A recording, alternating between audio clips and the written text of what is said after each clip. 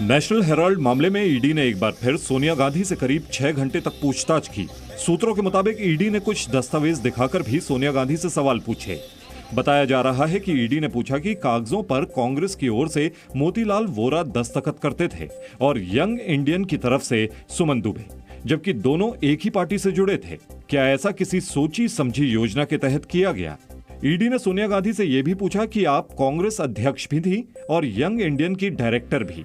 क्या इसीलिए young Indian को 50 लाख रुपए देने के बाद उसे 90 करोड़ रुपए का लोन मिला था? यंग इंडियन वो 50 लाख रुपए कहां से लाया था, जबकि उसे 1 करोड़ रुपए का लोन तो बाद में मिला? क्या इसका सीधा फायदा आपको और राहुल गांधी को मिला? ईडी की पूछताछ के विरोध में कांग्रेस के सत्याग्रह पर बीजेपी ने हमला बोला। जिस प्रकार का माहौल कांग्रेस पार्टी इस पूरे विषय को लेकर बना रही है, वह भी पूरा देश देख रहा है। सत्याग्रह का जो ड्रामा कांग्रेस कर रही है, यह भी पूरा देश देख रहा है। वहीं कांग्रेस का आरोप है कि बीजेपी एजेंसियों का गलत इस्तेमाल कर रही है। हरासमेंट कर रहे हैं, डिमोरलाइज करने के लिए कर रहे हैं और वो कानून अपने पूरा हाथ में ले रहे हैं और सीबीआई, ईडी इसका मिसयूज कर रहे हैं। इससे पहले ईडी ने 21 जुलाई को भी सोनिया गांधी से करीब 2 घंटे पूछताछ की थी।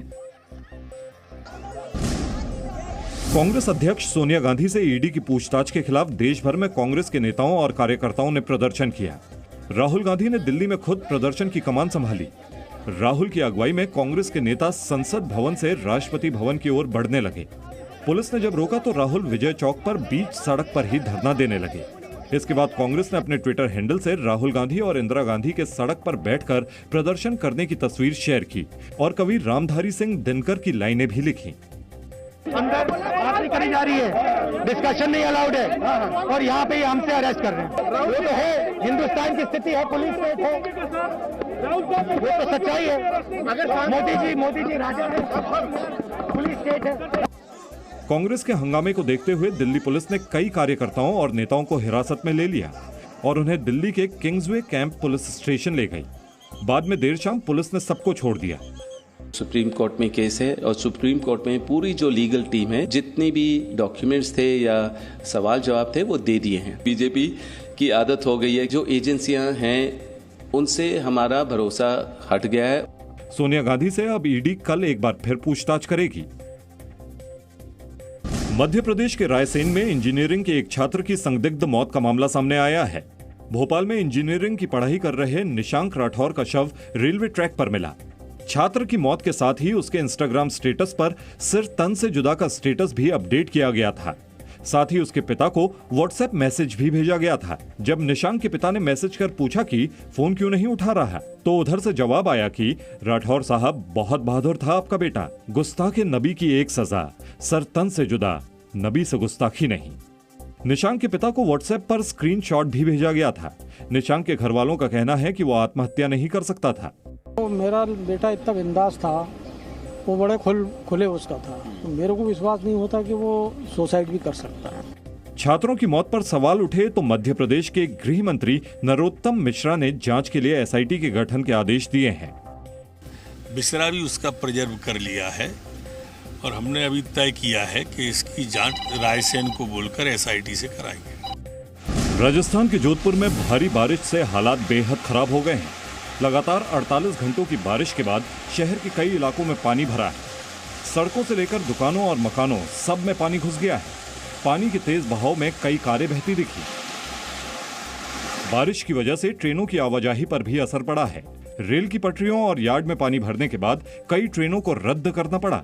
मौसम विभाग ने राजस्थान के कई हिस्सों में बारिश का अलर्ट जारी किया है। अमरनाथ में पवित्र गुफा के पास भारी बारिश के बाद बाढ़ के हालात बन गए, जिसके बाद अमरनाथ यात्रा पर अस्थायी रोक लगा दी गई। बाबा बर्फानी के पास ऊंचे पहाड़ों में बारिश के कारण गुफा के पास झरनों का जलस्तर बढ़ गया।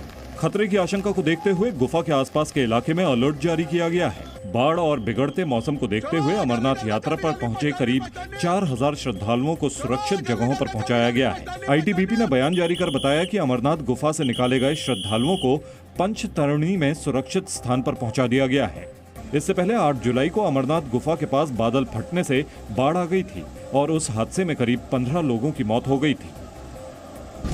गुजरात के बोटाड में जहरीली शराब से मरने वालों का आंकड़ा 33 हो गया है, जबकि 80 से ज्यादा लोग अस्पताल में भर्ती हैं। घायलों में कई की हालत गंभीर बताई जा रही है। जानकारी के मुताबिक शराब के नाम पर केमिकल मिला पानी पीने की वजह से लोगों की जान गई है। पुलिस ने जहरीली शराब कांड के मुख्य आरोपी जयेश को गिरफ्तार करने के साथ ही 3 FIR भी दर्ज की है।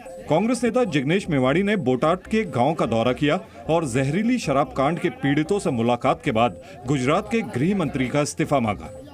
भाजपा से मैं डिमांड करता हूं, आपके अंदर थोड़ी भी शर्म और हया बाकी है तो तुरंत गृह मंत्री का इस्तीफा मांग लीजिए। वहीं गुजरात दौरे पर राजकोट पहुंचे दिल्ली के मुख्यमंत्री अरविंद केजरीवाल ने जहरीली शराब पीने से हुई मौत का मुद्दा उठाते हुए राज्य सरकार पर निशाना साधा और पीड़ित परिवारों को मुआवजा देने की मांग की। जिन लोगों की इस हादसे में मौत हुई है उनको सरकार उचित मुआवजा दे। जो लोग आज अपने हॉस्पिटल के अंदर एडमिट हैं उन लोगों को सरकार उचित मुआवजा दे। पश्चिम बंगाल शिक्षक भर्ती घोटाला मामले में ईडी ने टीएमसी विधायक माणिक भट्टाचार्य को पूछताछ के लिए बुलाया है। ईडी ने समन भेजकर माणिक भट्टाचार्य को बुधवार दोपहर 12 बजे अपने दफ्तर में बुलाया। माणिक भट्टाचार्य पश्चिम बंगाल प्राथमिक शिक्षा बोर्ड के अध्यक्ष रह चुके हैं। इस बीच ममता सरकार के मंत्री पार्थ चैटर्जी और उनकी करीबी अर्पिता मुखर्जी 3 अगस्त तक ईडी की हिरासत में हैं, जहां उनसे पूछताछ जारी है। वहीं सूत्रों के मुताबिक प्रवर्तन निदेशालय को अर्पिता मुखर्जी के घर से एक ब्लैक डायरी और एक पॉकेट डायरी भी मिली है। कहा जा रहा है कि इस डायरी से पार्थ और अर्पिता के बीच साठगांठ का खुलासा हुआ है। ईडी को पार्थ चैटर्जी के घर से भी कई अहम दस्तावेज मिले। इसमें टीईटी 2012 के संशोधित रिजल्ट से जुड़े दस्तावेजों की कॉपी, WBBPE के अध्यक्ष का नोट, शिक्षकों की संभावित पोस्टिंग से जुड़े चार्ट की कॉपी और WBSSC की उच्च स्तरीय कमेटी से जुड़े दस्तावेज की कॉपी शामिल है। इनमें शिक्षकों की संभावित पोस्टिंग से जुड़े दस्तावेज की कॉपी का बरामद होना अहम माना जा रहा है। देश में 5G स्पेक्ट्रम के लिए ऑनलाइन नीलामी की प्रक्रिया आज से शुरू हो गई। IT मंत्रालय के मुताबिक पहले ही दिन नीलामी के 4 राउंड पूरे हो गए हैं और कल 5वें दौर की नीलामी शुरू होगी। केंद्र सरकार के मुताबिक 5G स्पेक्ट्रम की नीलामी को उम्मीद से बेहतर रिस्पांस मिला है। सरकार को उम्मीद है कि 5G स्पेक्ट्रम की नीलामी से 1,45,000 करोड़ का रेवेन्यू मिलेगा। नए इन्वेस्टमेंट्स की बात आएगी, अब क्वालिटी ऑफ सर्विस इंप्रूव करने की बात है, नई टेक्नोलॉजी लाने की बात है और इंडस्ट्री एक सनराइज इंडस्ट्री की तरफ बढ़ रही है, टेलीकॉम इंडस्ट्री। केंद्र सरकार के मुताबिक इसी साल सितंबर-अक्टूबर से 5G का इस्तेमाल शुरू हो जाएगा। जानकारी के मुताबिक 5G स्पेक्ट्रम की नीलामी में रिलायंस जियो, भारतीय एयरटेल और वोडाफोन आइडिया के साथ अडानी समूह भी शामिल है। सुप्रीम कोर्ट ने चुनाव के दौरान मुफ्त की योजनाओं के ऐलान पर रोक लगाने की बात कही है। कोर्ट ने केंद्र सरकार को निर्देश दिया है कि जल्द से जल्द इस दिशा में कोई रास्ता निकाले। इस मामले में अगली सुनवाई 3 अगस्त को होगी। चुनाव जीतने के बाद जनता को मुफ्त चीजें बांटने के वादे करने वाले राजनीतिक दलों की मान्यता रद्द करने को लेकर सुप्रीम कोर्ट में जनहित याचिका दायर की गई थी। सुनवाई के दौरान चुनाव आयोग ने कहा कि आयोग ऐसी घोषणाओं पर रोक नहीं लगा सकता।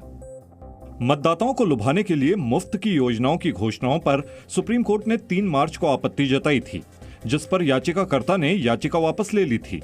लेकिन मंगलवार को कोर्ट ने इसी तरह के एक दूसरे लंबित मामले में सुनवाई करते हुए ये निर्देश दिया।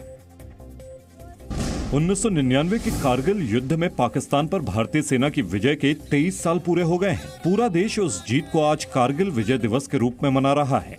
इस मौके पर लद्दाख के द्रास में वॉर मेमोरियल पर कारगिल युद्ध के शहीदों को श्रद्धांजलि दी गई। प्रधानमंत्री नरेंद्र मोदी ने ट्विटर पर जवानों का एक वीडियो शेयर करते हुए लिखा कि कारगिल विजय दिवस मां भारती की आन बान और शान का प्रतीक है। इस अवसर पर मातृभूमि की रक्षा में पराक्रम की पराकाष्ठा करने वाले देश के सभी साहसी सपूतों को मेरा शत शत नमन। रक्षा मंत्री राजनाथ सिंह ने भी दिल्ली में राष्ट्रीय युद्ध स्मारक पर जाकर शहीदों को श्रद्धांजलि दी। तीनों सेना प्रमुख भी उनके साथ मौजूद रहे और जवानों की शहादत को सलाम किया। बीजेपी मुख्यालय पर भी विजय दिवस समारोह का आयोजन किया गया, जिसमें बीजेपी अध्यक्ष JP नड्डा भी शामिल हुए।